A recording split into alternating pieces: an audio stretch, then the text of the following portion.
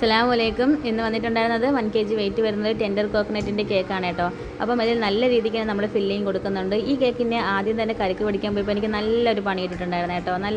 നല്ലൊരു പണിയായിരുന്നു.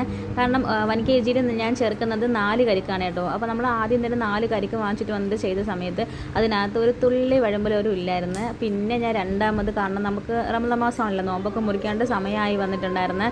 പിന്നെ പെട്ടെന്ന് തന്നെ ഒരു ഓട്ടോ പറഞ്ഞയച്ച് നമ്മൾ വെക്കം തന്നെ അടുത്ത 4 കരിക്ക് പിടിച്ചിട്ടാണ് കേക്ക് സെറ്റ് ചെയ്യുന്നത്. അപ്പോൾ നോർമലി ചെയ്യുന്ന രീതിക്ക് പൾപ്പും അതുപോലെ തന്നെ കുറച്ച് ടെൻഡർ കോക്കനട്ട് പീസസ് ആക്കിയും കൂടെ ഇട്ട് കൊടുക്കുന്നുണ്ട്. പിന്നെ ഇതിലൊരു ഡോൾ വെക്കാൻ പറഞ്ഞിട്ടുണ്ടായിരുന്നേ. അപ്പോൾ അതുകൊണ്ട് തന്നെ വൈറ്റ് ചോക്ലേറ്റ് ഒന്ന് മെൽറ്റ് ചെയ്ത് ഒഴിച്ചതിന് ശേഷം ഡോളിനെ വെച്ച് അതിൻ്റെ ഡ്രസ്സും കൂടെയൊക്കെ നമ്മൾ സെറ്റ് ചെയ്ത് കൊടുക്കുന്നുണ്ട്.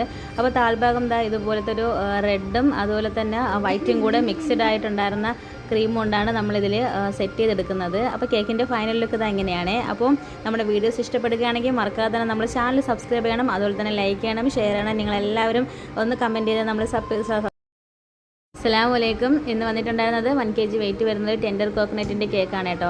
അപ്പം അതിൽ നല്ല രീതിക്ക് നമ്മൾ ഫില്ലിങ് കൊടുക്കുന്നുണ്ട്. ഈ കേക്കിൻ്റെ ആദ്യം തന്നെ കരിക്ക് പിടിക്കാൻ പോയപ്പോൾ എനിക്ക് നല്ലൊരു പണി ഇട്ടിട്ടുണ്ടായിരുന്നു കേട്ടോ. നല്ലൊരു പണിയായിരുന്നു.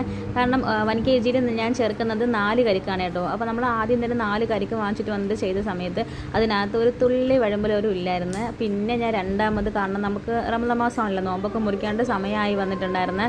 പിന്നെ പെട്ടെന്ന് തന്നെ ഒരു ഓട്ടോ പറഞ്ഞയച്ച് നമ്മൾ വെക്കം തന്നെ അടുത്ത 4 കരിക്ക് പിടിച്ചിട്ടാണ് കേക്ക് സെറ്റ് ചെയ്യുന്നത്.